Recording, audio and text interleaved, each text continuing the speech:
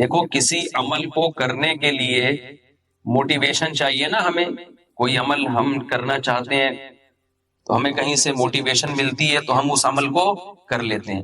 تو موٹیویشن کے لیے 3 چیزیں ہوتی ہیں جس سے آپ کو اس عمل کے کرنے کی ترغیب ملتی ہے.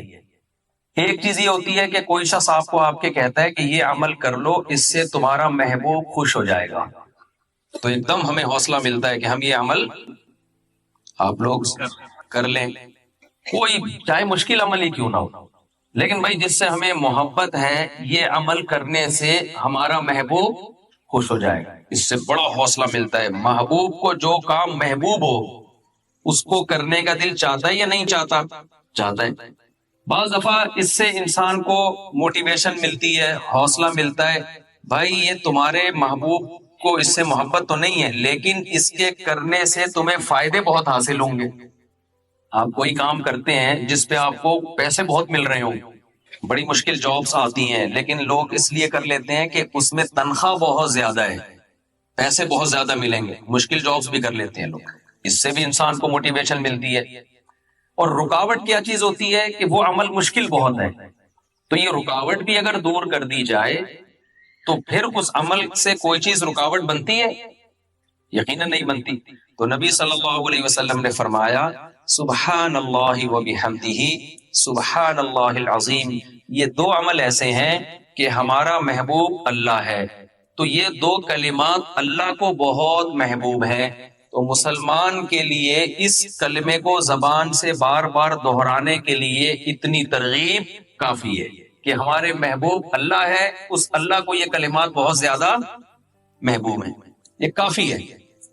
بہت سے علماء اکابر ایسے گزرے ہیں جنہوں نے کسی عمل کو صرف اس لیے کیا کہ نبی صلی اللہ علیہ وسلم کو یہ پسند تھا، حالانکہ اس میں کوئی الگ سے ثواب نہیں تھا. حضرت انس بن مالک رضی اللہ تعالی عنہ، صحیح حدیث، کدو بنا ہوا تھا، کدو کا سالن. انس بن مالک برتن بار بار گھما گھما کے نا اس میں کدو تلاش کر رہے تھے سالن میں. ایسا ہوتا ہے نا آج کل سالن میں جیسے بوٹیاں تلاش کی جاتی ہیں، تو حضرت انس بن مالک کیا تلاش کر رہے تھے؟ کدو. پھر فرمایا کہ مجھے اس سے اس لیے محبت ہے کہ رسول اللہ صلی اللہ علیہ وسلم کو کدو سے، لوکی سے محبت تھی، تو صرف اس لیے وہ لوکی تلاش کر رہے ہیں سالن میں کہ میرے نبی کو، میرے محبوب کو اس سے محبت. تو انسان کو جس سے محبت ہوتی ہے عام طور پر اس کی محبوب چیزوں سے بھی محبت ہو جاتی ہے. تو امام بخاری رحمہ اللہ تعالی یہ کلمہ لے کر آئے حبیبتان الی الرحمن.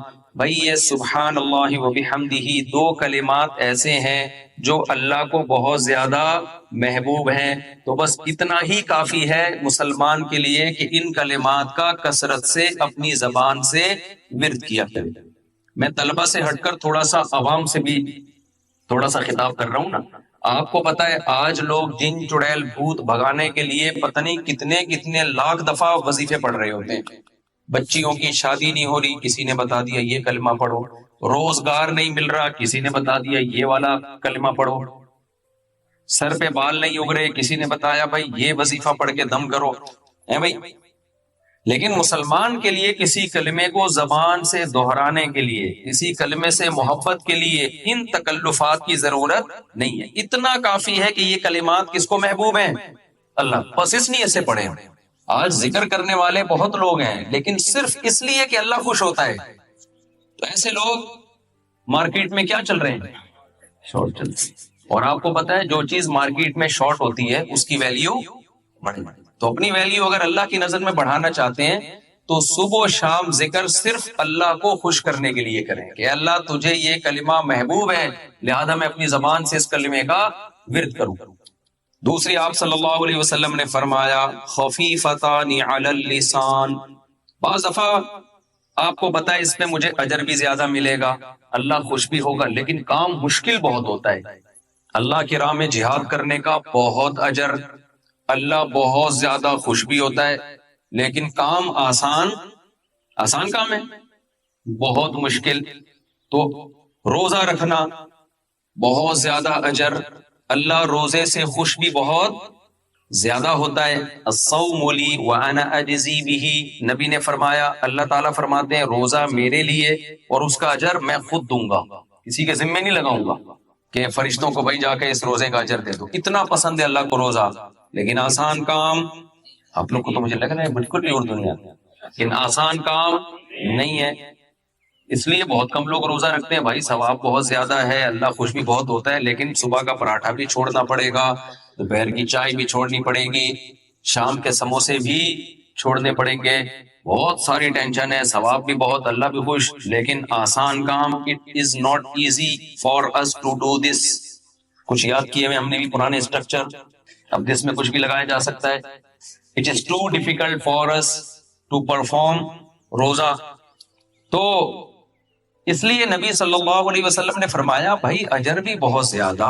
اچھا نماز اللہ کو سب سے زیادہ محبوب، لیکن اللہ نے خود فرما دیا وَإِنَّهَا لَكَبِيرَةٌ إِلَّا عَلَى الْخَاشِعِينَ، یہ بہت مشکل ہے سوائے ان لوگوں پر جو اللہ کا خوف ہے دل کے دلوں میں. لیکن نارملی نماز پابندی سے پڑھنا آسان کام نہیں ہے. تو اس لیے نبی صلی اللہ علیہ وسلم نے ترغیب کے لیے فرمایا خفیفتان علی اللسان، کیونکہ یہ کلمات زبان سے ادا کیے جاتے ہیں اور زبان پر بہت ہلکے ہیں، اس لیے بہت زیادہ اللہ کو محبت اور ان کی ادائیگی زبان کے لیے بہت آسان. فرمایا ثقیلتان فی المیزان، ہو سکتا ہے کسی کے دل میں یہ خیال آئے کہ جب زبان پر اتنے ہلکے ہیں، اتنی آسانی کے ساتھ ہم زبان سے یہ دو کلمے ادا کر سکتے ہیں، تو ہو سکتا ہے اتنا ہی ہلکا ویٹ ہو ان کا ترازو میں. قیامت کے دن وزن لا کے رکھا جائے تو کوئی اس کی ویلیو ہی نہ ہو، ویٹ ہی نہ ہو. تو آپ نے فرمایا ثقیلتان فی المیزان، جب ترازو قیامت کے دن اعمال کا لگے گا تو ان میں یہ کلمات بہت زیادہ وزنی ہوں گے، بہت نیچے جھکا دیں گے. یہ دو کلمات کیا ہیں؟ سبحان اللہ و بحمدہ سبحان اللہ العظیم. آپ اگر قرآن و سنت میں غور کریں گے، قرآن میں یا احادیث میں، تو سبحان اللہ اور الحمدللہ ان کلمات کی فضیلت سب سے زیادہ ملے گی. اس کی وجہ کیا ہے؟ دیکھیں جب ہم کسی کی تعریف کرتے ہیں تو تعریف کرنے کے دو طریقے ہوتے ہیں. ایک، اس پر جو غلط الزامات لگے ہیں ان الزامات کو اس سے بری کر دینا، یہ بھی کسی کی تعریف کا طریقہ ہوتا ہے. کسی نے کسی پہ الزام لگا دیا یہ کرپٹ ہے، یہ ایسا ہے، یہ ویسا ہے، آپ اس کی تعریف کرتے ہیں بھائی یہ کرپٹ نہیں ہے، یہ چور نہیں ہے، یہ بد کردار نہیں ہے. یہ بھی تعریف کا ایک طریقہ ہوتا ہے.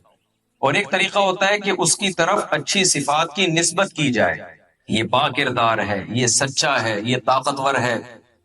تو الحمدللہ کا مطلب کیا ہے؟ اللہ کی طرف تمام اچھی صفات کی نسبت کی جائے. اور سبحان اللہ یہ تنزیہ ہے، تمام بری صفات سے اللہ کو پاک قرار دیا جائے. اس لیے ان دو کلمات کی شریعت میں سب سے زیادہ فضیلت ہے، کیونکہ اس میں آپ نے اللہ کی ایک جامع تعریف کر دی. اللہ کی طرف جو عیب منسوب ہیں، عیسائیوں نے کہا عیسیٰ ابن مریم اللہ کے بیٹے ہیں، جب آپ نے سبحان اللہ کہا اس کا مطلب اللہ اولاد کی عیب سے پاک.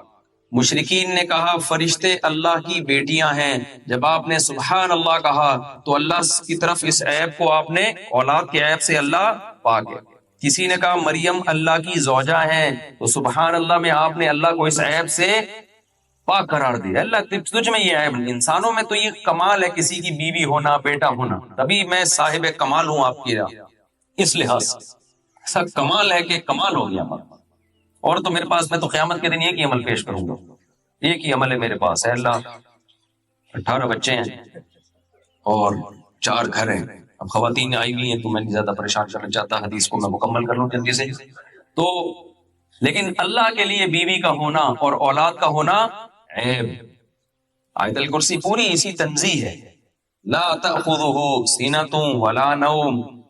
یہودی یہ کہا کرتے تھے اللہ نے 6 دنوں میں آسمان کو بنایا پھر تھک گیا، ایک دن اللہ نے آرام کیا. اللہ نے فرمایا لا تأخذہ سینۃ ولا نوم، اللہ کو نہ نیند آتی ہے نہ اونگ آتی ہے. ولا یؤودہ حفظہما، آسمانوں اور زمینوں کی حفاظت اللہ کو تھکاتی نہیں ہے، وہ تھکتا نہیں ہے. ولم یعی بخلقہن، اللہ نے آسمانوں اور زمینوں کو بنایا اور ان کو بنا کے اللہ تھکا نہیں. اس لیے اللہ نے جو ایک دن رکھا وہ اس لیے نہیں کہ اللہ تھک گئے تھے. ہم تو 6 دن کام کرتے ہیں نا، پھر ایک دن آرام. ویسے ہمارے پاکستان میں تو 6 دن بھی کام نہیں ہوتا، لیکن ایک دن آرام ہوتا ہے. جو حکومتی لوگ ہیں نا وہ 6 دن بھی آرام کرتے ہیں، اور پھر ایک دن اس آرام کی وجہ سے تھکاوٹ ہوتی ہے، اس میں وہ کیا کرتے ہیں؟ آرام کرتے ہیں. بہت تھک گئے 6 دن آرام کر کر. تو تعالیٰ صحیح طرح سے بات کہنے کی، یہ سننے کی، یہ سمجھنے کی اور عمل کی اللہ توفیق عطا فرمائے. قرآن مجید کا جو موضوع ہے وہ ہے اخلاقیات. انسان کو اندر سے ٹھیک کیا جائے.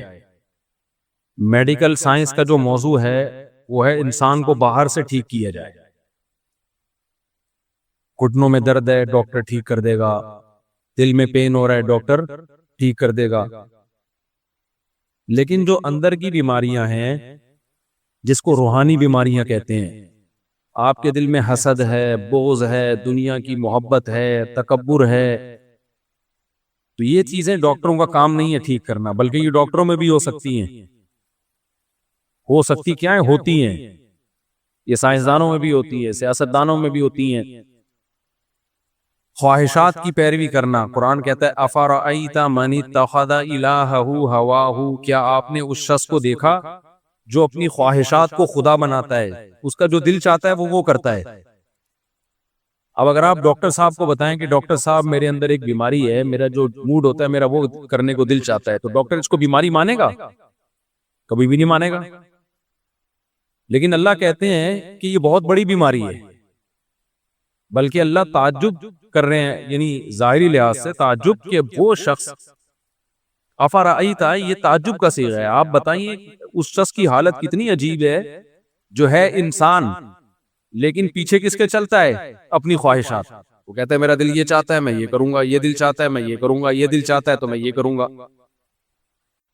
وَأَضَلَّهُ اللَّهُ عَلَىٰ عِلْمٍ، اور اللہ نے اس کو علم کے باوجود گمراہ کیا ہے. علم کے باوجود کا مطلب جو آدمی اپنی خواہشات کے پیچھے چلتا ہے نا، اس کو بہت دفعہ پتا ہوتا ہے کہ جو کام میں کر رہا ہوں یہ غلط ہے، پھر بھی کر رہا ہوتا ہے. وہ جو خواہشات کے غلام ہوتے ہیں، تو یہ ایک باطنی بیماری ہے. اس کا دنیا میں کسی کے پاس علاج نہیں ہے. آپ کہہ سکتے ہو بھائی علاج ہے انگریزوں کے پاس، جو انہوں نے اتنی ترقی کی ہے، ان کے پاس علاج ہے کہ اگر آپ کا غلط چیزیں کھانے کا دل کر رہا ہے تو وہ روک دیتے ہیں اس کو. ان کے موٹیویشنل اسپیکرز جو ہیں وہ آپ کو ایسی اس طرح سے گائیڈ کرتے ہیں کہ آپ ایک اچھے انسان بن کے زندگی گزارتے ہیں. تو اس کا جواب یہ میرے بھائی ایسا نہیں ہے. اگر ان کے پاس ہدایت ہوتی تو وہ شراب نہ پیتے، وہ زنا نہ کرتے، وہ خاندانی نظام کو تباہ و برباد نہ کرتے، وہ خدا کے وجود کا انکار نہ کرتے، وہ ناشکرے نہ ہوتے اپنے بنانے والے کے. دنیا میں سب سے پہلا انسان کی جو ذمہ داری ہے نا شکر ادا کرے، وہ کس کا شکر ہے؟ جس نے بنایا. انگریز مانتا ہے اللہ کے شکر کو؟ نہیں مانتا. تو ان کو تو یہی نہیں پتا کہ اصل کے اندر کی بیماریاں ہیں کیا. اس بیماریوں کا علاج تو اگلی بات ہے. دیکھو 2 قسم کے مریض ہوتے ہیں. ایک مریض تو وہ ہے جس کو پتا ہے میں بیمار ہوں، اس کو یہ نہیں پتا میری بیماری ٹھیک کہاں سے ہوگی. یہ کم درجے کا مریض ہے. ایک مریض وہ ہے جس بیچارے کو پتا ہی نہیں ہے کہ میں بیمار ہوں، وہ کینسر لے کے گھوم رہا ہے. میں اکثر ایک واقعہ سناتا ہوں. ہمارے ایک ریلیٹیو وہ گئے ڈاکٹر کے پاس، کوئی مسئلہ تھا ان کو ہلکا پھلکا سا. ڈاکٹر نے پورا الٹرا ساؤنڈ MRI وغیرہ کرائی تو گردے میں کینسر نکلا. اب گردے کے کینسر کا تو کسی کو وہم بھی نہیں تھا کہ ان کے گردے میں کبھی کڈنی میں درد بھی نہیں ہوا.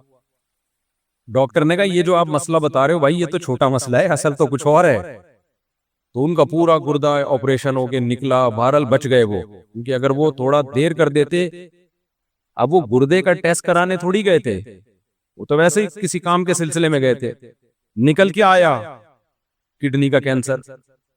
تو بعض دفعہ انسان کو جو بیماری ہوتی ہے اس بیماری کا اس کو علم ہوتا ہی نہیں ہے. یہ زیادہ بڑی بیماری ہے. ویڈیو نہیں بنا میرے بھائی. تو یہ زیادہ بڑی بیماری ہے. چھوٹی جی اچھا پھر صحیح ہے، پھر صحیح. تو یہ چھوٹی بیماری ہے کہ آپ کو اپنی بیماری کا علم ہو، اور یہ بڑی بیماری ہے کہ آپ کو اپنی بیماری کا علم ہے ہی نہیں. تو کافر جو ہے وہ چھوٹا بیمار نہیں ہے، وہ بڑا بیمار ہے.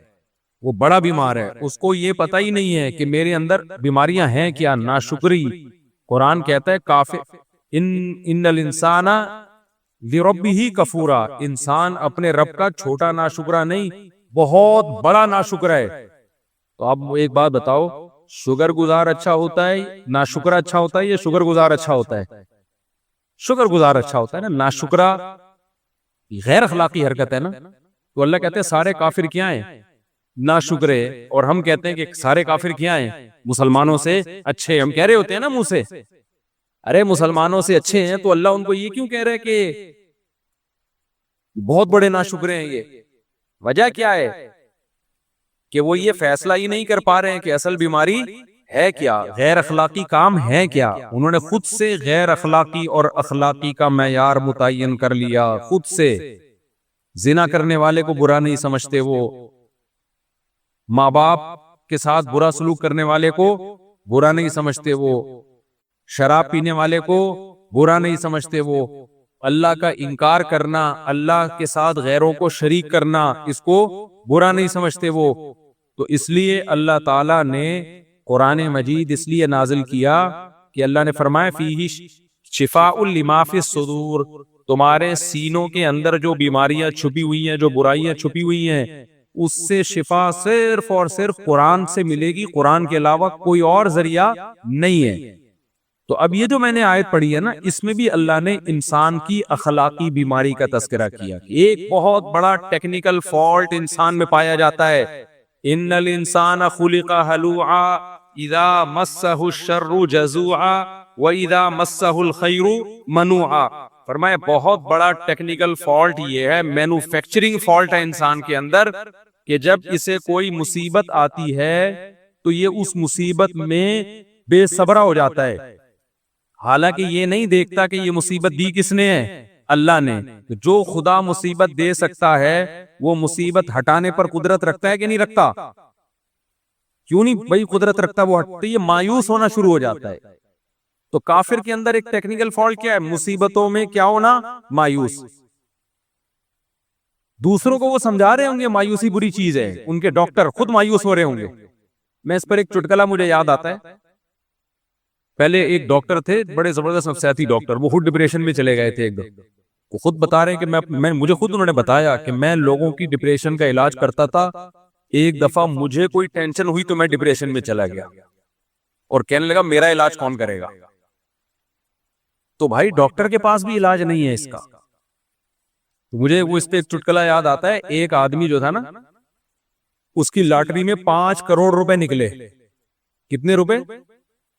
5 کروڑ روپے۔ اب غریب آدمی تھا، اس کو کمپنی جا کے بتا دیتی تمہارا 5 کروڑ روپے نکلا ہے، تو ڈر یہ تھا کہ خوشی سے مر نہ جائے گی، بھئی ایک دم بتا دیں گے تمہارے۔ اس نے تو چلتے ہوئے کوئی لاٹری ایسی خرید لی کہ یار 5 روپے کی مل رہی ہے، نکل کتنے آئے؟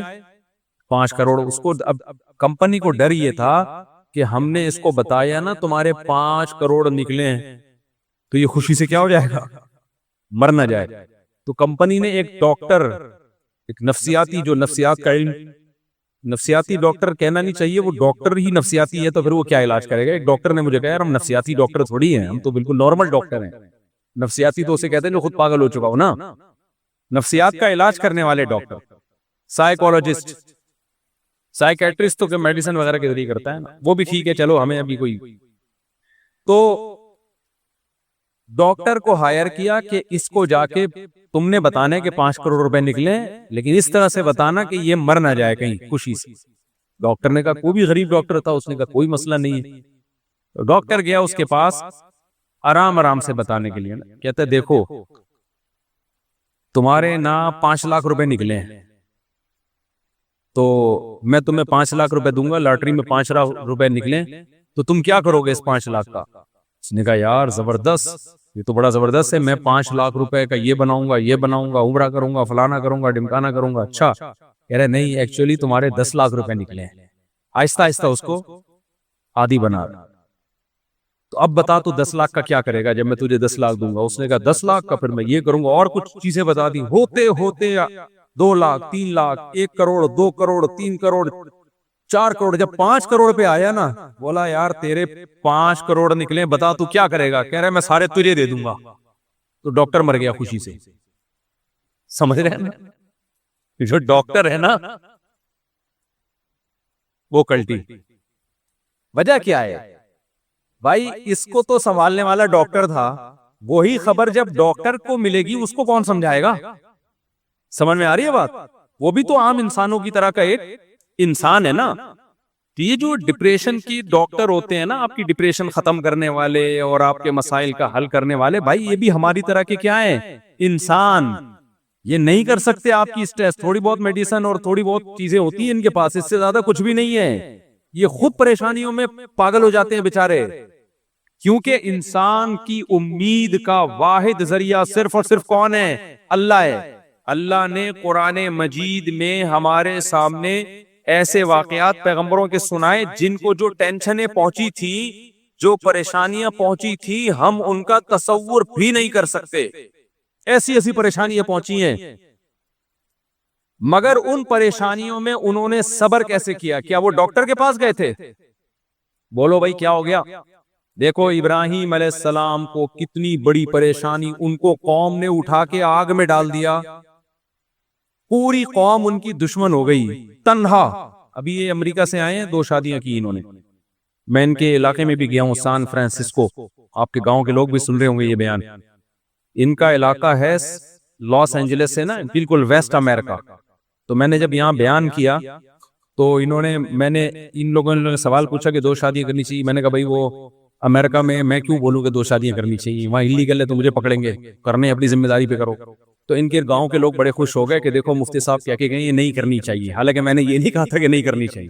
یہ مجھے بتا رہے ہیں وہاں یہ پھیلا ہوا ہے کہ مفتی صاحب نے بولا یا نہیں کرنی. خواتین بہت خوش ہیں. حالانکہ میں نے یہ نہیں بولا. میرا مقصد ہے کرنا ہے تو مجھے کیوں پھنسوا رہے ہو بھائی تم؟ تو اب یہ جب انہوں نے دوسری کی، انہوں نے مجھے ابھی عصر کے بعد یہ ملنے آئے تھے، انہوں نے پورا واقعہ سنایا. بالکل اکیلا ہو گیا میں، بالکل ڈپریشن میں چلا گیا میں، بالکل تنہا ہو گیا، خاندان میں کوئی ساتھ دینے والا نہیں. یہاں تک کہ جن دوستوں نے کہا تھا تو ہمت تو کر ہم ہیں تیرے پیچھے، وہ بھی بھاگ گئے. تو میں نے ان سے کہا میرے ساتھ بھی ایسا ہی ہوا تھا. جنہوں نے دوسری شادی میں اٹینڈ ہونے کے وعدے کیے ہوئے تھے نا مجھ سے، وہ بھی عین موقع پہ بھاگ گئے. انسان تنہا ہو جاتا ہے. تو اب یہ نہیں کہ پوری دنیا ان سے کٹ گئی ہے، چند لوگ خاندان کے کٹ گئے تو کتنی اسٹریس اور ڈپریشن اس بندے نے محسوس کی ہوگی. سوچو ابراہیم علیہ السلام سے تو پوری دنیا کٹ گئی تھی، ایک شخص بھی ان کا ساتھ دینے والا نہیں ہے. بعد میں جا کے لوط علیہ السلام جو ان کے بھانجے، وہ ایمان لے کر آئے. بھانجا تو چھوٹا ہوتا ہے نا بہت. تو اور پھر ابراہیم علیہ السلام اپنے والد کو کیسے سمجھا رہے ہیں، یا ابتی لم تعبدو، اے میرے پیارے ابا آپ ان بتوں کی عبادت کیوں کر رہے ہو؟ یہ آپ کو نفع نہیں دے سکتے، آپ کو نقصان نہیں دے سکتے. پیار سے سمجھا رہے ہیں. اور آگے رپلائی کیا آ رہا ہے کہ لئن لم تنتہی لارجمنک، اے ابراہیم تو دعوت سے باز نہیں آیا، پتھروں سے مار کے ہلاک کروں گا میں تجھے، معاذ اللہ. اتنا سخت رپلائی جب باپ کی طرف سے بیٹے کو گیا ہے، کس قدر اسٹریس ہوئی ہوگی کہ نہیں ہوئی ہوگی. لیکن کہیں بھی نہیں ہے ابراہیم علیہ السلام نے کوئی محلے کا ڈاکٹر تلاش کیا ہو کہ بھائی دیکھیں یار یہ اتنی ٹینشنوں میں آیا ہوں، کسی اچھے ڈاکٹر سے رابطہ کرنا ہے. اس زمانے میں بھی حکیم ڈاکٹر تو ہمیشہ سے ہی ہیں. کس قدر الگ ہو گئے اپنی قوم سے، بالکل ہجرت کی کہ بھائی چھوڑ کے جا رہا ہوں اکیلے. اللہ نے مدد کی. حضرت ہاجرہ آپ کو ملی، حضرت سارہ آپ کو ملی، آپ کی 2 ازواج. پھر دوسری اس سے بڑی ٹینشن، آپ نے حکم دیا اپنی بیوی ہاجرہ کو کہاں چھوڑ کے آؤ؟ مکہ میں. کتنا دور ہے وہ علاقہ بھائی، ریگستان کا سفر ہو، اونٹوں کا سفر ہو. ارض شام سے چل کے آپ جب جہاز میں سفر کرتے ہو آپ کو نظر آتا ہے نیچے ریگستان. سڑکیں مڑکیں تھوڑی تھی. ریگستان میں سفر کرنا ہے اپنی محبوب زوجہ کو لے کے. کہاں؟ ایسی جگہ جہاں مکہ میں ایک انسان بھی نہیں، کوئی بشر بھی نہیں، وہاں پہنچا کے واپس آ جانا ہے. کس قدر اسٹریس اور ٹینشن کا کام ہے یا نہیں ہے؟ جا رہے ہیں اپنی زوجہ کو دودھ پیتے بچے کے ساتھ چھوڑ کے واپس آ رہے ہیں. زوجہ بھی پریشان، بھائی یہ کیوں؟ زوجہ نے بھی وہاں ٹائم گزارا، کوئی ڈاکٹر تلاش نہیں کیا، نہ ابراہیم علیہ السلام نے. وجہ کیا ہے بھائی؟ وہ یقین ہے کہ یہ ٹینشن دینے والا کون ہے. بولتے کیوں نہیں بھائی؟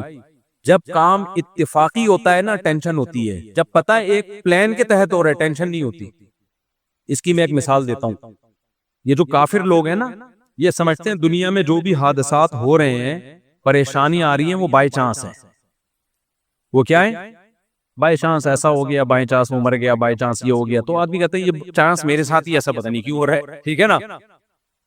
اس کی مثال دیکھو، آپ کہیں جا رہے تھے، آپ جب زمین پہ بیٹھے اتفاق سے نیچے کانٹا تھا، دھاڑ کر کے چپ گیا، آپ کی چیخ نکلے گی نا، غصہ بھی آئے گا، یار یہ کیا مصیبت ہے، یار یہ کون سوئی بھول گیا تھا یہاں پہ. لیکن ایک پلان کے تحت جب سوئی چبوئی جاتی ہے، ڈاکٹر جب چبوتا ہے تو ویسی چیخ بولو نہیں نکلتی، بلکہ انسان اپنی چیخ پہ کیا کرتا ہے؟ کنٹرول. بلکہ ڈاکٹر بھی کہتا ہے کنٹرول، یہ خود نہیں لگ رہی ہے، باقاعدہ میں لگا رہا ہوں. آپ کو تسلی بھی ہوتی ہے، یار یہ ڈاکٹر ہے، یہ میرا خیر خواہ ہے، یہ میرے فائدے کے لیے ٹیکا لگا رہا ہے. مسلمان کو یہ پتا ہوتا ہے کہ جو پریشانیاں میرے اوپر آ رہی ہیں بائی چانس نہیں آ رہی ہیں، یہ پریشانیاں کون دے رہا ہے؟ اللہ. اور اللہ ظالم نہیں ہے، اللہ میرا خیر خواہ ہے، یہ خود بخود نہیں آ رہی، وہ دے رہا ہے مجھے آزمانے کے لیے، مجھے بنانے کے لیے، میرے گناہ معاف کرنے کے لیے، میرے درجات بلند کرنے کے لیے. یہ دنیا دارالامتحان ہے، یہ آزمائش کی جگہ ہے، یہ پیڑے کھانے کی جگہ نہیں ہے. یہ وہ جذبہ ہے جو کافر کے پاس نہیں ہوتا. سمجھتے ہو کہ نہیں سمجھتے؟ کافر اس بہت بڑی نعمت سے محروم ہے، اس کو پتہ ہی نہیں. لہذا ان کے ڈاکٹر بھی جب پریشان ہوتے ہیں نا تو وہ ڈپریشن میں جاتے ہیں. نیند کی گولیاں کھا کھا کے سوتے رہیں گے وہ ایک الگ بات ہے، وہ بھی ٹینشن میں جاتے ہیں.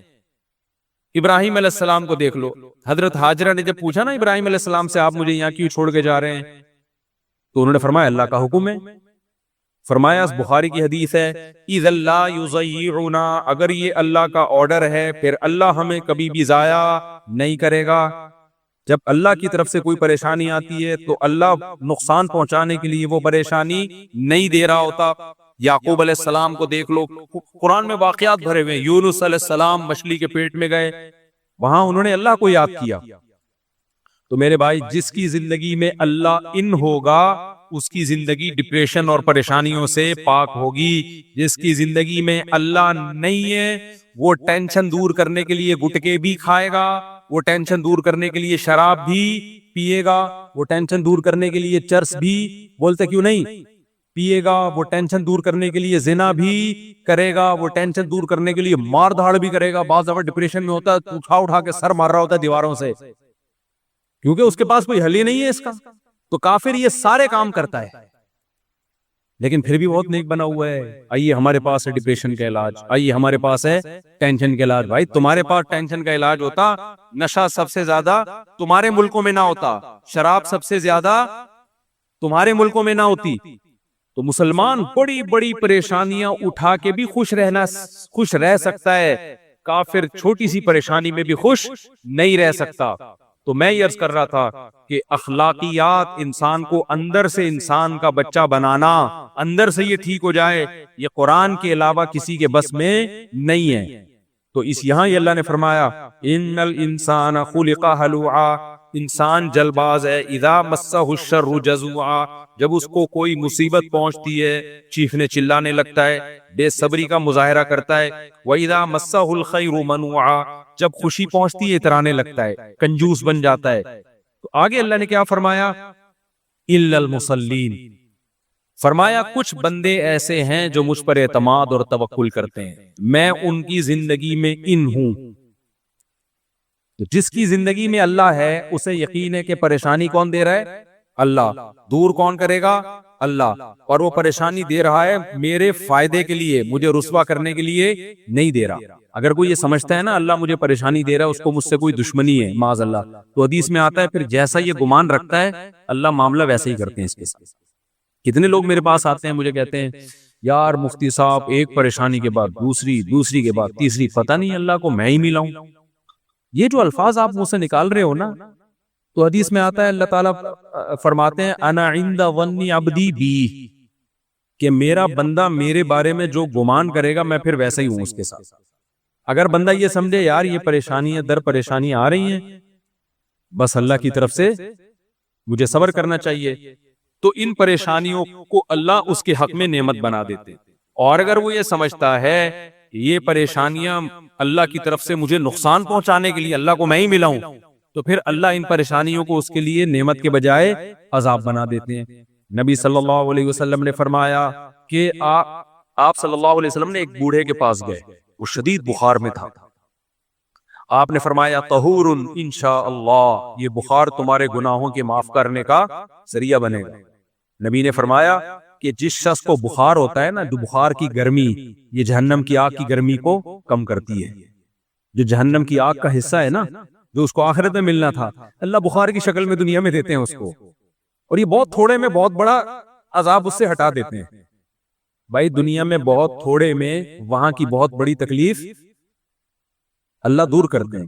یہاں بہت تھوڑا ہوگا، وہاں بہت زیادہ ہوگا. اللہ کہتے ہیں وہاں کے بجائے یہاں تھوڑا دے دو تاکہ وہاں کے زیادہ سے بچ جائے.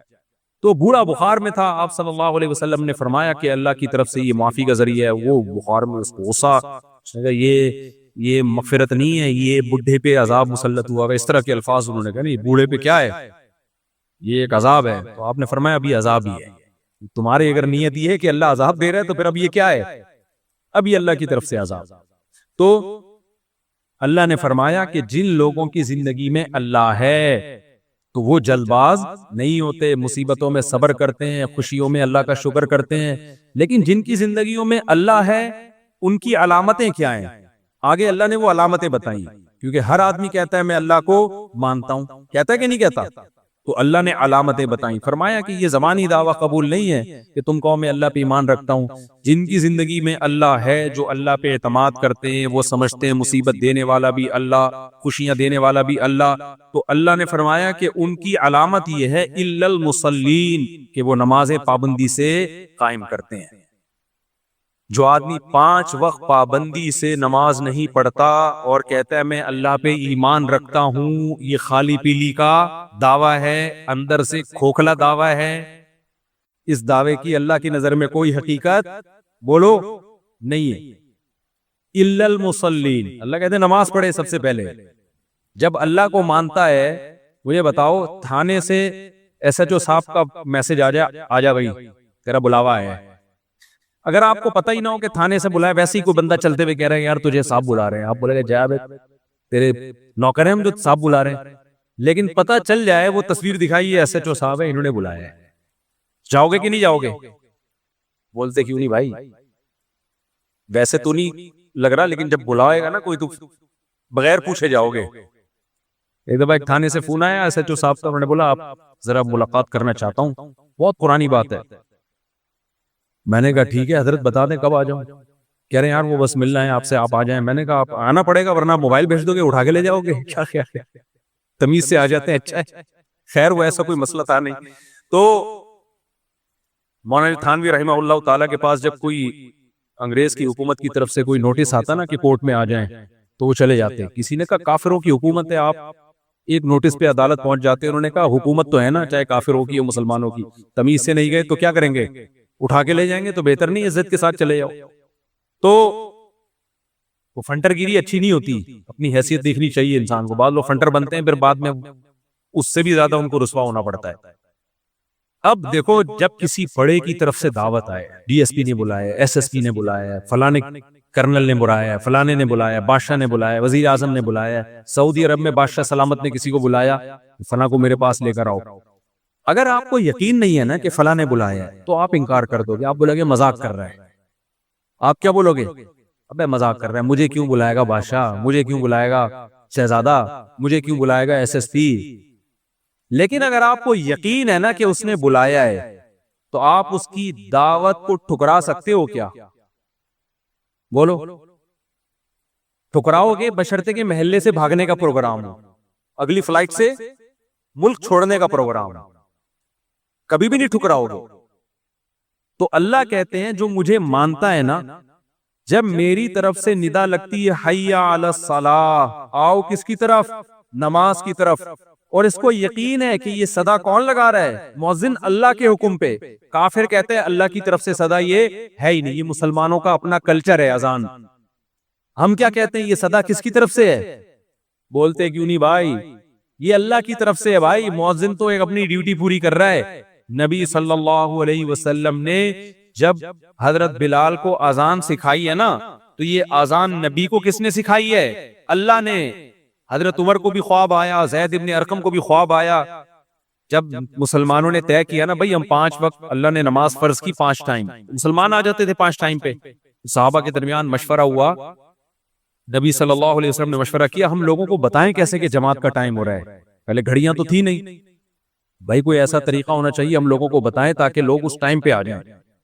تو اعلان کیا ہو؟ تو کسی نے کہا بھائی عیسائی لوگ جیسے وہ بجاتے ہیں، کوئی سائرن بجاتے ہیں، گھنٹی بجاتے ہیں، کچھ ہندوؤں کے مندروں میں گھنٹیاں بجتی ہیں تو ہم بھی ایسا کریں گے. اللہ کو یہ آواز پسند نہیں تھی. اللہ اس امت مسلمہ کو ایک اعزاز دینا چاہتے تھے. کتنا بڑا اعزاز کہ اس امت مسلمہ کے ذریعے فضاؤں میں گھنٹیاں نہ گونجیں، اللہ اکبر کی تکبیریں گونجیں. پوری دنیا میں کہیں نہ کہیں ہر وقت اللہ اکبر کا نعرہ بھی لگ رہا ہے، اشہد ان لا الہ الا اللہ کا نعرہ بھی لگ رہا ہے، اشہد ان محمد رسول اللہ صلی اللہ علیہ وسلم کا نعرہ بھی. پیغمبر کی رسالت کی صدائیں بھی پوری دنیا میں ہر وقت گونج رہی ہیں، فجر میں بھی، ظہر میں بھی، عصر میں بھی، مغرب میں بھی، عشاء میں بھی. اللہ کی کبریائی، اللہ کی توحید بھی. اللہ یہ چاہتے تھے اس امت مسلمہ کو اعزاز دینا، تو اللہ نے حضرت عمر کو بھی خواب دکھایا، حضرت زید ابن ارقم کو بھی. یہ دونوں نبی کی خدمت میں گئے، بتایا، آپ نے فرمایا، حدیث کا مفہوم بیان کر رہا ہوں، یہ کس کی طرف سے ہے؟ اللہ کی طرف سے. اللہ ہمیں بتا رہا ہے کہ نماز کے لیے جب تم نے لوگوں کو بلانا ہے، گھنٹیاں نہیں بجانی اور نہ سائرن بجانے ہیں، تم نے کیا کرنا ہے؟ صدائیں بلند کرنی ہے، اللہ اکبر اللہ اکبر. اتنی سی نماز ہے، اس کی دعوت کتنی بڑی ہے. آپ دیکھو مجھے ایک بات بتاؤ، جب بھی دنیا میں کوئی کام ہوتا ہے نا، ایک دفعہ اگر ہو تو اس کے اعلان کی ضرورت ہوتی ہے. جو کام 5 ٹائم بار بار ہونا ہے تو ہر بار اعلان کی ضرورت ہوتی ہے. یار آپ اسکول کو دیکھ لو نا، یا آپ آفس میں جب جاتے ہو تو آفس میں آپ کو بتا دیا جاتا ہے روزانہ 9 بجے آپ نے آنا ہے. گورنمنٹ کا آفس ہے تو اس میں بتا دیا جائے گا رات شام 2:30 بجے آپ نے یہاں صبح پہنچنا ہے. گورنمنٹ میں صبح 2:30 بجے بجتے ہیں گورنمنٹ کے اداروں میں. تو آپ نے صبح کتنے بجے پہنچنا ہے؟ یہاں پہ 9 بجے پہنچنا ہے. ایک دفعہ بتا دیں گے نا بھائی، اب خود آ جایا کرو. یہ نہیں کہ ہم بھو لے کے تمہارے گھر میں پہنچا کریں گے 9 بجے آ جا بھائی. بار بار ضرورت ہوتی ہے بتانے کی نا. تو اللہ میاں نے بھی بتا دیا بھائی فجر کا یہ ٹائم ہے، ظہر کا سورج ڈھل جائے گا تو ٹائم ہے، عصر جب ہر چیز کا سایہ 1 مثل اور یا 2 مثل جو علماء کا اختلاف ہے، اور پھر مغرب غروب آفتاب کے بعد عشاء جب شفق غائب ہو جائے تو بس کافی تھا. ہر بار اعلان کیا جا رہا ہے اللہ کی طرف سے، اللہ اکبر اللہ اکبر. دنیا بڑی نہیں ہے، بڑا کون ہے؟ اللہ سب سے بڑا ہے. کیونکہ جب اذان ہوتی ہے تو ہمیں دنیا اپنی طرف کھینچتی ہے. ڈرامہ، فلم، کاروبار، ملازمت، جاب، کسٹمر، یہ سب چیزیں کیا کر رہی ہوتی ہیں؟ بولو، کھینچ رہی ہوتی ہیں. مؤذن کو کہہ دیا اللہ نے کہ ان کو بتا دو یہ چیزیں بڑی نہیں ہیں، بڑا کون ہے؟ اللہ. یہ بالکل ایسے ہی ہے جو ایس ایچ او والی مثال، ایک طرف ایس ایچ او بلا رہا ہے، ایک طرف گلی کا چپڑاسی بلا رہا ہے. آپ کہہ رہے ہو میں چپڑاسی کی دعوت پہ جاؤں گا، اگلا بولے گا بیٹا چپڑاسی چھوٹا ہے، تھانے دار کیا ہے؟ بڑا ہے، وہاں چلا جا ورنہ وہ نہیں چھوڑے گا تجھے، اس کو بعد میں نمٹا لینا. کہتے ہیں کہ نہیں کہتے؟ بھائی تجھے تیرا باپ بلا رہا ہے، ادھر چلا جا. تو باپ کی دعوت کو ٹھکرا رہا ہے اور ماموں کی دعوت پہ جا رہا ہے، تو بے وقوف ہے یا نہیں ہے؟ باپ پہلے ہے، باقی سب کون ہے؟ بعد میں. تو اللہ تعالیٰ بھی قرآن میں کہتے ہیں اذان کے ذریعے یہ کہلوایا اللہ اکبر، اللہ سب سے بڑا ہے. یہ بتا دیا کہ اب اس کے آرڈر کے آگے بیوی، بچے، باپ، ماں، کاروبار، بزنس، جاب، ملازمت سب کیا ہیں؟ چھوٹے ہیں، بہت چھوٹے ہیں. کس قدر موٹیویشن ہے. پھر ایک بار نہیں 4 بار. پھر میں گواہی دیتا ہوں اللہ کے سوا کوئی عبادت کے لائق نہیں ہے. جب نہیں ہے تو کس کی عبادت کی جائے گی؟ کس کو مانا جائے گا؟ اللہ کو. اور ہم جو یہ کہہ رہے ہیں شیطان وسوسہ دل میں ڈال سکتا ہے، بھائی ہو سکتا ہے یہ مسلمانوں نے خود سے عبادت کا ایک طریقہ ایجاد کر لیا ہو سکتا ہے خود سے کسی مولوی صاحب نے فتویٰ دے دیا ہو کہ اللہ اکبر کہہ کے لوگوں کو بلایا کرو. نہ ہم گواہی دیتے ہیں اشہد ان محمد رسول اللہ، میں گواہی دیتا ہوں کہ محمد صلی اللہ علیہ وسلم اللہ کے رسول.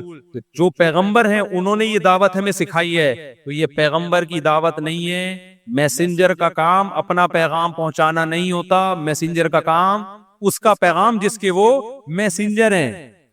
تو محمد صلی اللہ علیہ وسلم اللہ کے میسنجر ہیں، لہذا یہ آپ کا اپنا پیغام نہیں ہے. یہ کس کا پیغام ہے؟ اللہ کا ہے. اللہ کہہ رہے حی علی الصلاۃ. کتنی زبردست دعوت ہے. تو نبی کی رسالت کا اعتراف کر کے اصل میں کیا بتانا ہے کہ یہ اذان نبی کا پیغام نہیں ہے، یہ اذان اصل میں کس کا پیغام ہے؟ اللہ کا پیغام ہے۔ لہذا آگے جب حی علی الصلاح کی دعوت ہوگی، آؤ نماز کی طرف، تو یہ مؤذن کی یا پیغمبر کی دعوت نہیں ہے، ان کی بھی ہے، لیکن اصل کس کی ہے؟ وہ تو نقل کرنے والے ہیں، اصل یہ اللہ کہہ رہے ہیں حی علی الصلاح۔ ہم کیوں نہیں آتے نماز کے لیے؟ اس لیے کہ ہم سمجھتے ہیں مؤذن صاحب کہہ رہے ہیں۔ جب اذان ہو رہی ہے تو کہتے ہیں مؤذن کہہ رہے اللہ اکبر اللہ اکبر، مؤذن اذان دے رہا ہے۔ حی علی الصلاح کہہ رہے ہیں، مؤذن کہتے ہیں یار مؤذن صاحب کو چونکہ تنخواہ ملتی ہے لہذا اس نے تو ٹائم پہ کیا کہنا ہے؟ حی علی الصلاح ہی کہنا ہے۔ 2 دفعہ حی علی الصلاح کہنا ہے، 1 دفعہ بھی کہے گا تو تنخواہ کیا ہو جائے گی؟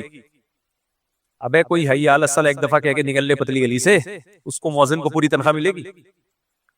مجھے لگ رہا ہے آپ لوگ کی سمجھ میں آ نہیں رہا بھیا۔ مؤذن 1 دفعہ بھی 1 لفظ بھی چھوڑ دے، تنخواہ پوری ملے گی اس کو؟ نہیں ملے گی، لوگ پکڑ کے ماریں گے، اذان تو پوری دے۔ تو ہم یہ سمجھ رہے ہوتے ہیں یہ حی علی الصلاح، آؤ نماز کی طرف، یہ اعلان مؤذن کر رہا ہے۔ میرے بھائی یہ ہماری غلط فہمی ہے، مؤذن نہیں کر رہا، یہ کون کر رہا ہے اعلان؟ یہ اللہ کہہ رہا ہے حی علی الصلاح، حی علی الفلاح۔ ہاں مؤذن کا مقام بلند ہے، اس لیے کہ وہ اللہ نے جو اس کے ذمہ ڈیوٹی لگائی وہ اس ڈیوٹی کو پوری کر رہا ہے۔ اس لیے جب بھی کہیں جنگلوں میں نماز پڑھا کرو نا تو خود اذان دینے کی کوشش کیا کرو۔ نبی صلی اللہ علیہ وسلم نے فرمایا کہ سب سے اونچی گردن قیامت کے دن مؤذن کی ہوگی۔ یہ کنایہ ہے عزت سے، کیونکہ وہ 5 ٹائم اللہ کا اعلان فضاؤں میں بلند کرتا ہے۔ ہمارے حضرت کے ایک شاگرد تھے، شاگرد تو نہیں مرید تھے، وہ PIA میں بہت بڑے آفیسر تھے، بہت بڑے آفیسر، سینئر ترین آفیسر تھے وہ۔ لیکن جب وہ دارالفتہ آتے نا ہمارے حضرت کے ہاں تو اذان وہ خود دیا کرتے تھے۔ ان کی کوشش ہوتی جب میں ہوں تو میں ہی اذان دوں، کسی اور کو نہیں اذان دینے دیتے تھے۔ تو کمال ان کا یہ نہیں تھا کہ اذان دیتے تھے، کمال یہ تھا کہ جب کوئی ان سے ملتا کہ آپ کیا کرتے ہیں تو کہتے تھے میں مفتی رشید احمد صاحب کے ہاں مؤذن ہوں۔ وہ اپنے اس عہدے کا نہیں بتاتے تھے کہ میں PIA میں اتنا بڑا آفیسر۔ بھائی پوچھتے آپ کیا ہو؟ کہتے میں کیا ہوں بھائی؟ میں مؤذن ہوں۔ کہتے یار اتنا پڑھا لکھا آدمی انگلش ٹھش ٹھش بولتا ہے اور ایسا گیٹ اپ سے بھی لگتا ہے کوئی بڑا آدمی ہے، کھاتا پیتا، اور کام کیا کر رہی ہے مؤذن؟ وجہ کیا تھی؟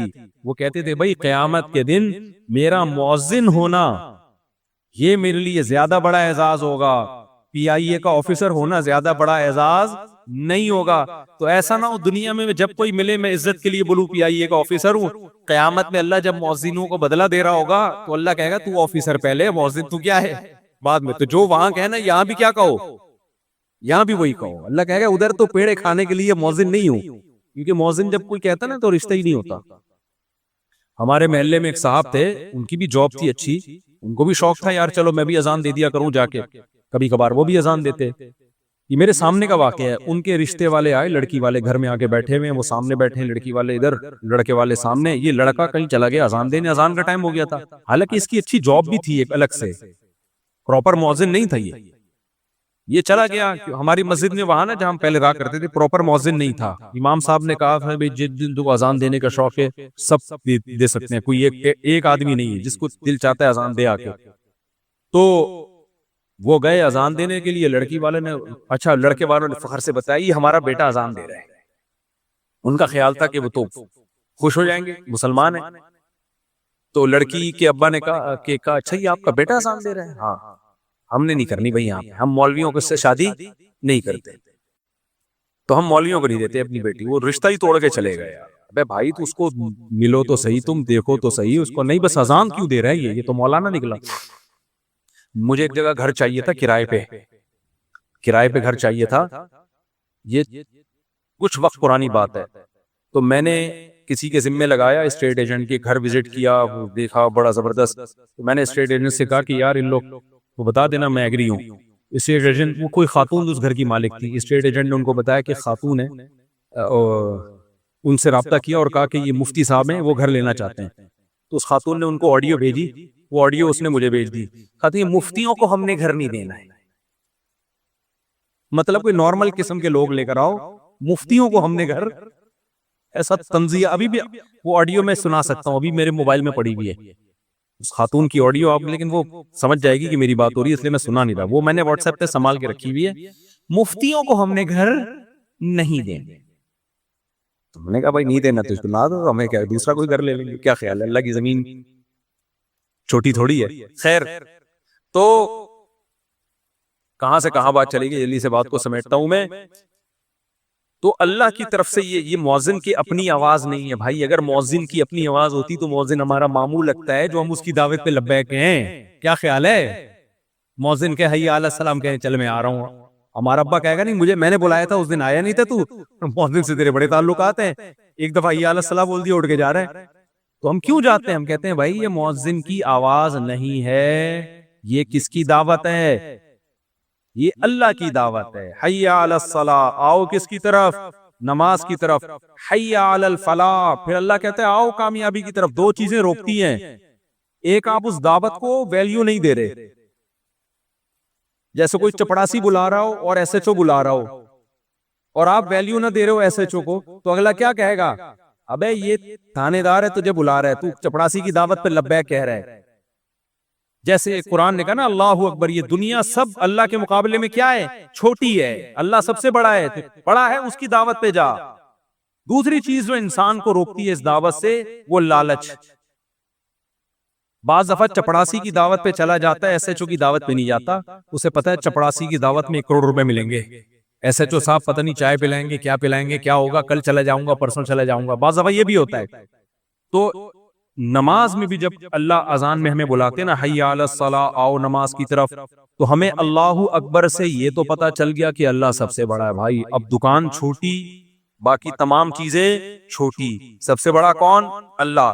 لیکن شیطان کہہ سکتا ہے بھئی اللہ بڑا تو ہے, لیکن ملے گا کیا وہاں جا کے, دکان پہ بیٹھا رہے گا, بے شک چھوٹی ہے, کسٹمر بھی تو ہے نا, پیسہ بھی تو ہے, کوئی بات نہیں, چھوٹے کی دعوت پہ لبیک کہہ لو, پیسہ مل رہا ہے. بڑے کی دعوت پہ لبیک کہو گے, مسجد جاؤ گے, امام صاحب چندہ ہی مانگ لیں گے اور تو کچھ بھی نہیں ہوگا, کوئی 50 روپے بھی نہیں ملیں گے. فجر پڑھ کے, ظہر پڑھ کے, عصر پڑھ کے, تو خالی پیلی, کچھ بھی حاصل ہونے والا نہیں ہے. ادھر نماز چھوڑوں گا تو ڈرامہ پورا چلے گا میرا, ٹھیک ہے نا, کرکٹ کا میچ آ رہا ہے, آخری چھکا چل رہا ہے, آخری بال چل رہی ہے, کیسے جذبات ہیں یار, یہ سین رہ جائے گا, انڈیا پاکستان کا میچ ہے, بعد میں لوگوں کے بتانے میں وہ مزہ تھوڑی آئے گا. لاسٹ اوور ہے, ادھر حی علی الصلاۃ اقامت ہو رہی ہے, یہ مزے رہ جائیں گے میرے, اور پھر وغیرہ وغیرہ جو پیسیوں چیزیں. اس لیے اللہ نے اس اشکال کا بھی جواب دیا کہ اللہ کی دعوت پر لبیک اس لیے بھی کہو کہ سب سے بڑا ہے, اور حی علی الفلاح, اللہ جو تمہیں بلا رہا ہے نا نماز کی طرف, اس میں کامیابی ہے. تمہیں لگ رہا ہے کہ نماز چھوڑنے میں لذتیں ہیں, حقیقت میں نماز پڑھنے میں لذتیں ہیں. اللہ کی دعوت پر لبیک کہو گے تو وہ تمہیں جو کچھ دے گا, یہ دنیا تمہیں وہ کچھ نہیں دے سکتی. مالا عین الرات, وہ کچھ ملے گا جو نہ کسی آنکھ نے دیکھا, ولا اذن سمعت, نہ جو نہ کسی کان نے سنا, ولا خطر علی قلب بشر, کسی انسان کے دل میں ان لذتوں کا خیال بھی نہیں آ سکتا. آپ سوچنا شروع کرو نا جنت کے عیش کو, تو سوچتے سوچتے جو آپ کی انتہا ہوگی نا, جنت اس سے آگے سے شروع ہوگی. ایسی عیش کی زندگی, دنیا میں بھی سکون مل جاتا ہے نمازی کو, صرف آخرت کی بات نہیں ہے. اس لیے اللہ نے فرمایا چھوٹی کامیابی نہیں, فلاح کہتے ہیں بہت بڑی کامیابی, حی علی الفلاح. تو میرے بھائی اتنی لمبی تقریر 5 ٹائم اللہ کی طرف سے ذمہ داری ہے مؤذن کی, تم ان کو کہو, لیکن اللہ نے کہا مؤذن کو اپنا میرا پیغام پہنچا دو, کسی کے گھر جانے کی تمہیں اجازت نہیں. ایسا نہیں ہے کہ اب نہیں آ رہا تو پیچھے سے پولیس آ رہی ہے آپ کو نکالنے کے لیے, کہ اللہ نے ایسے جو آپ کو بلائے گا نا, آپ نہیں جاؤ گے تو پیچھے موبائل آئے گی, بولے گا تیرے کو تمیز سے بلایا, آ نہیں رہا, چل. لیکن اللہ یہ کام نہیں کرتا. اللہ مؤذن کو کہے گا پیغام دے دے, فضاؤں میں میری صدا گونجے, ان کے کان تک آواز پہنچ جائے. اس کے بعد کیا کرنا ہے, اللہ کہتے ہیں چھوڑ چھوڑ, زبردستی نہیں جانا کسی کے گھر سے گھسیٹ کے اس کو نماز کے لیے نہیں نکالنا. وجہ ہے یہ آزمائش کے خلاف. میں نے ایک دن رکھا ہوا ہے کہ میں دیکھ رہا ہوں, چیک کر رہا ہوں کون میری دعوت پر لبیک کہتا ہے اور کون میری دعوت پر لبیک نہیں کہتا, بس نوٹ کر رہا ہوں میں. تو ہم جو سمجھتے ہیں نا کہ ہم نمازیں چھوڑتے ہیں کچھ بھی نہیں ہو رہا, بھائی اللہ کہہ رہا ہے میں تجھے ہر بار یاد دلاتا ہوں. اب یہ تیرا فالٹ ہے کہ تو اس اذان کی کانوں کو وہ اذان کی آواز کو تو ویلیو نہیں دیتا. اب یہ تیرا فالٹ ہے, میں نوٹ کرتا جا رہا ہوں کون پڑھتا ہے کون نہیں پڑھتا. نبی صلی اللہ علیہ وسلم نے فرمایا جو اللہ کی دعوت پہ لبیک کہتے ہیں, پہلی صف میں آ کے نماز پڑھتے ہیں, کل قیامت کے دن جب اللہ کا دربار لگے گا وہ بھی کہاں ہوں گے؟ وہ پہلی صف میں ہوں گے, ان کو وہاں بھی پروٹوکول ملے گا. اور جو آخری صف میں ہوں گے وہ وہاں بھی کہاں ہوں گے؟ وہ چپلوں میں بیٹھے ہوئے ہوں گے. اور جو آتے ہی نہیں ہوں گے وہ دربار میں بیٹھنے کی ان کو اجازت ہی نہیں ہوگی. سورہ معارج میں اللہ نے کیا فرمایا؟ سورہ قلم میں فرمایا کہ یوم یکشف عن ساق ویدعون الی السجود, قیامت کے دن اللہ اپنی تجلی کو ظاہر کریں گے تو لوگ جب اللہ کو کی زیارت کریں گے نا تو اہل ایمان سجدے میں گر جائیں گے. اس سجدے میں ان کو اتنی لذت ہوگی, اس سے پہلے کبھی کسی چیز میں ان کو ایسی لذت محسوس نہیں ہوگی. اتنی لذت ہوگی اللہ کے جب زیارت ہوگی نا تو سجدے میں. تو اللہ نے فرمایا کچھ لوگ ایسے ہوں گے جن کی کمر تختے کی کر دی جائے گی. اس وقت وہ سجدہ کرنا بھی چاہیں گے, ان سے سجدہ نہیں ہوگا. یہ کون لوگ ہوں گے؟ فرمایا کہ یہ وہ لوگ ہیں جن کو دنیا میں سجدے کے لیے بلایا جاتا تھا. وَهُمْ يَسْتَكْبِرُونَ, یہ تکبر کرتے تھے, کہتے تھے ہمارے پاس ٹائم بولو نہیں. کہتے تھے یہ تو مولویوں کا کام ہے جو فارغ ہیں, یہ تو فضول لوگوں کا کام ہے, جو بالکل فارغ لوگوں کا کام ہے. ہم تو بھائی بیزی لوگ ہیں, ہم یہ تھوڑی کہ 5 ٹائم اٹھک بیٹھک کرتے رہے مسجدوں میں جا کے. تو اللہ کہیں گے کہ ان کی کمر تختے کی کر دی جائے گی, ان کو سجدے کی توفیق نہیں ملے گی, کیونکہ دنیا میں جب سجدے کے لیے بلایا جاتا تھا یہ تکبر کیا کرتے تھے. آج یہ سجدہ کرنا چاہیں گے لیکن اللہ ان کو سجدے کی توفیق اللہ ان سے چھین لے گا. تو اس لیے اللہ نے کیا فرمایا کہ ایمان والے کی سب سے پہلی علامت کیا ہوتی ہے؟ نماز. سمجھتے ہو کہ نہیں سمجھتے؟ اس لیے اپنے آپ کو نماز کا پابند بناؤ. الا المصلین الذین هم علی صلاتهم دائمون. بس یہ آیت کر کے اپنے بیان کو ختم کرتا ہوں. اللہ نے یہ بھی فرمایا کہ نماز پڑھتے نہیں ہیں, نہ اتنا کافی نہیں ہے, کیونکہ ہر مسلمان کبھی نہ کبھی پڑھ لیتا ہے نماز. اگر ایسا ہوتا نا نماز پڑھنے پہ اللہ راضی ہو جاتا تو سارے مسلمانوں سے اللہ راضی ہوتا. میں نے ایسے بھی پوستی دیکھے ہیں جو کچھ نو عید کے دن آ ہی جاتے ہیں اٹھ کے. کیا خیال ہے بھائی؟ اور ایسے بھی پوستی دیکھیں کہ عید کے دن نہیں ہوگا تو چلو زندگی میں ایک آدھ دفعہ کہتے ہیں چلو یار کیا جا رہا ہے. تو پڑھنے پر نہیں ہے. فرمایا ہم علی صلاتہم دائمون, پابندی کرتے ہیں, دوام.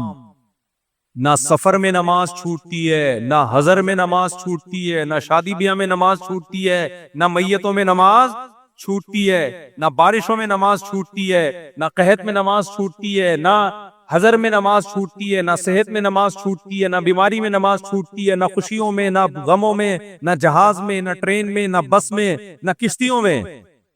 آج اچھے اچھے نمازیوں کو دیکھا ہے جہاز میں پوستیوں کی طرح پڑے ہوئے ہوں گے.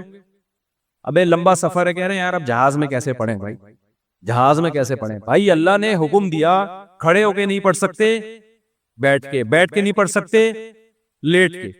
اگر نماز قضا کرنے کی اسلام میں کوئی گنجائش ہوتی تو میدان جنگ میں گھوڑے کی پشت جب گھمسان کی جنگ ہو رہی ہوتی اس وقت اللہ کہتا کیا کرو, چھوڑ. وہاں اجازت نہیں دی ہے تو آپ ماموں کی شادی میں جا رہے ہو بس میں بیٹھ کے, اس میں کہاں سے اجازت مل گئی کہ بس میں سفر ہو رہا ہے ہمارا؟ نہیں آ رہی میرا خیال ہے بات سمجھ میں. تو اس لیے میرے بھائی یہ آپشنل نہیں ہے نماز, یہ کیا ہے؟ ضروری. خواتین جو نماز پڑھتی ہیں ان کے بھی بڑے مسائل ہیں. حیض و نفاس کے مسائل سیکھتی نہیں ہے, وہ ان کو پتہ ہی نہیں چلتا ہم نے کب پاک ہوئے کب ناپاک تھے. جب عورت کو مینسز آنا بند ہو گئے, اب بعض دفعہ کیا ہوتا ہے کسی خاتون کو رات کو 3-4 بجے مینسز آنا بند ہو گئے, ان کا ٹائم گزر گیا, اب عشاء کی نماز فجر فرض ہو گئی کہ نہیں ہو گئی؟ بولو نا. بلکہ اس وقت کی عشاء بھی فرض ہو گئی. یہ صبح صادق سے پہلے اگر بند ہو گئے تو اس کا مطلب عشاء کا ٹائم مل گیا. وہ دیکھتی نہیں ہے, وہ صبح اٹھ کے ان کو اندازہ ہوگا چلو جی پاک ہو گئے ہیں. تو اب آپ کو کیا پتا پاک عشاء میں ہوئے تھے فجر میں ہوئے تھے, کیا پتا آپ کو؟ تو ایسے ہم نے دیکھا ہے کہ بہت سی خواتین کو اس کا ہوش ہی نہیں ہے, وہ حیض و نفاس کے مسائل سیکھتی نہیں ہیں. ڈاکٹر بن گئی ہیں, انجینئر بن گئی ہیں, سائنٹسٹ بن رہی ہیں, پائلٹ بنایا جا رہا ہے, آرمی میں بھیجا جا رہا ہے. عورت کو چاہیے ہر شعبے میں آگے بڑھے, مرد کے شانہ بشانہ, عورت کسی سے کم نہیں ہے. بھائی سب سے پہلے کیا سیکھنا ہے؟ اللہ کو کیسے راضی کرنا ہے, نماز کیسے پڑھنی ہے, طہارت کے مسائل نہیں آتے خواتین، کتنی پڑھی لکھیوں کی طہارت کے مسائل نہیں آتے. ہم جب کہتے ہیں بھائی بہشتی زیور خرید کے گھر میں رکھ لو، جامع الرشید نے آسان کر کے چھاپ دیے تسہیل بہشتی زیور کے نام سے، اس میں حیض و مسائل کے حیض و نفاس کے مسائل سیکھ لو. تو خواتین کو اپنی انسلٹ محسوس ہوتی ہے. میڈیکل سائنس کی طالب علم ہو، میں بہشتی زیور نہیں پڑھوں گی. کیا مولویوں کی، میں ڈاکٹروں کو پڑھ رہی ہوں، میں لیب میں میرا آپریشن چل رہا ہے، میں مولویوں کی بہشتی زیور کتاب پڑھوں گی؟ کر لو تکبر میرے بھائی، یہ چل رہا ہے مارکیٹ میں، تو آپ تکبر کر لو. اللہ کو آپ کے میڈیکل سائنس سے زیادہ دلچسپی کس میں ہے؟ نماز میں. یہ اللہ کی بات ہے، میری بات ہوتی تو آپ اعتراض کر سکتے تھے. میں تو اللہ کا پیغام آپ تک پہنچا رہا ہوں. اللہ کی نظر میں سب سے زیادہ ویلیو کس کی ہے؟ میڈیکل سائنس کی بھی ہے، میں اس کی نفی نہیں کر رہا. ڈاکٹر سارے مر جائیں گے تو ہم کہاں سے کس کا علاج کس سے کرائیں گے ہم؟ تو لیکن پہلے کس کی ویلیو ہے اللہ کی نظر میں؟ نماز کی. تو جب نماز کی ویلیو ہے تو نماز کے مسائل کی بھی سب سے زیادہ ہے کہ نہیں ہے؟ ہمارے نبی صلی اللہ علیہ وسلم جب کوئی غیر مسلم مسلمان ہوتا تھا اس کو سب سے پہلے طہارت کے حکام سکھاتے تھے. آپ عورت کے لیے بھی سب سے پہلے جو مسائل سیکھنا ضروری ہے وہ کون سے حکام ہیں؟ طہارت کے. غسل کب فرض ہوتا ہے؟ غسل فرض ادا کیسے ہوتا ہے؟ خواتین کے تو مینسز ہوتے ہیں، نفاس کا خون ہے، کب بلیڈنگ بند ہوگی تو وہ پاک سمجھی جائیں گی، کب ناپاک سمجھی جائے گی. یہ سارے مسائل، اس کا تعلق کس سے ہے؟ نماز سے. پہلے زمانے میں تو لوگ سکھایا کرتے تھے اپنی بچیوں کو، کتابیں دیا کرتے تھے. اب ہر کتاب آپ کو گھر میں، بہشتی زیور ایک ایسی کتاب ہے، پورے بر صغیر میں رواج تھا کہ بچی کو جہیز میں کون سی کتاب دی جائے گی؟ بہشتی زیور، تاکہ وہ مسائل تو پڑھے نہ جا کے. اب وہ کتاب بھی کیا ہو گئی ہے؟ مارکیٹ سے شارٹ، بس علماء کے گھروں میں رہ گئی ہے. تو پتہ ہی نہیں ہوتا، موٹے موٹے حیض و نفاس کے مسائل پتہ نہیں ہوتے. تو طہارت کے احکام سیکھنا، ان احکام پہ عمل کرنا، اور والذین هم علی صلواتہم دائمون. اللہ کہتے ہیں نمازوں کو پڑھنا نہیں بلکہ پابندی کرنا. تو آپ جب ٹریول کیا کرو نا، سفر میں لمبی ٹریولنگ ہو، پہلے اندازہ لگا لو کون سی نماز کہاں آ رہی ہے. اب کیا کرتے ہیں لوگ، بسوں میں جا رہے ہیں، ظہر کا ٹائم داخل ہو چکا ہے، ہوٹل پہ اس نے روکا، آپ کو پتا ہے یار وقت داخل ہو گیا، کھانے کے لیے اترے، ظہر پڑھ لو. نہ، بیٹھا ہوا ہے ٹیٹ بن کے. پھر بس میں جب بیٹھے، بس چلی ہے، اب 1 گھنٹے بعد ڈرائیور سے کہہ رہا ہے یار ظہر کے لیے روک. وہ کہہ رہا بھی روکی تو تھی میں نے نماز کھانے کے لیے. وہ تو کھانے کے لیے روکی تھی نا، نماز کے لیے دوبارہ روک. یہ اس کی علامت ہے کہ آپ کو خود فکر نہیں ہے. اگر آپ نمازی ہوتے نا، آپ خود ٹائم کو مینج کرتے، یار اس وقت کھانے کے لیے روکے گا اور نماز کا بھی ٹائم ہو چکا ہوگا اس وقت، تو میں اس وقت پڑھ لوں گا. کتنے لوگ ہیں موبائل میں اپلیکیشن، اب تو موبائل میں اپلیکیشن آ گئی ہیں نمازوں کی. میں لوگوں سے پوچھتا ہوں سفر میں، تمہیں پتا ہے سورج کب نکل رہا ہے، فجر قضا کب ہو رہی ہے؟ کہہ رہے ہیں یار ہمیں تو نہیں پتا. ابے جب تمہیں پتا نہیں ہے تو فجر پڑھو گے کیسے؟ سب کچھ تمہارے موبائل میں ملے گا، ساری ہیروئنوں کی تصویریں مل جائیں گی تمہارے موبائل میں، پب جی ملے گا تمہارے موبائل میں. تمہیں یہ نہیں پتا کہ کون سی نماز کا ٹائم کب داخل ہو رہا ہے اور کون سی نماز کا ٹائم کب.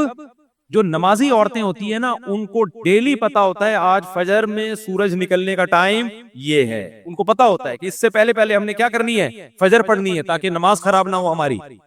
جو بے نمازی ہوتے ہیں اتفاق سے پڑھ رہے ہوتے ہیں، ان کو کچھ پتہ نہیں ہوتا فجر کب ہے، ظہر کب ہے، عصر کب ہے. سفر میں تو ان کو ویسے ہی نہیں پتا ہوتا. تو یہ ایسے نمازی اللہ کو ایسے نمازی کو اللہ نمازی نہیں مانتا. اس کا مطلب یہ نہیں کہ وہ بھی چھوڑ دو آپ، تو کبھی کبھار سال میں 1 دفعہ آ رہے ہو. مطلب یہ کہ وہ تو پڑھتے رہو، اس کو ایڈ کرو، پراپر پابندی سے پڑھو نماز. تو اللہ تعالیٰ نے، میں خلاصہ بس 2 جملے میں بیان کر کے بیان ختم کرتا ہوں. اللہ تعالیٰ نے کیا فرمایا کہ اخلاقی برائیوں سے پاک کون ہوگا؟ ڈپریشن سے پاک کس کی زندگی ہوگی؟ جس کی زندگی میں اللہ ان ہو. اور صرف ظاہری طور پہ نہیں، اس کی کچھ علامتیں، ان میں پہلی علامت کیا ہے؟ نماز پر پابندی. اور آگے بھی اللہ نے کچھ علامتیں ذکر کی ہیں جو انشاءاللہ ہم اگلے بیان میں اس کا تذکرہ کروں گا. اللہ تعالیٰ سمجھنے کی، عمل کرنے کی توفیق عطا فرمائے. وما علینا الا البلاغ.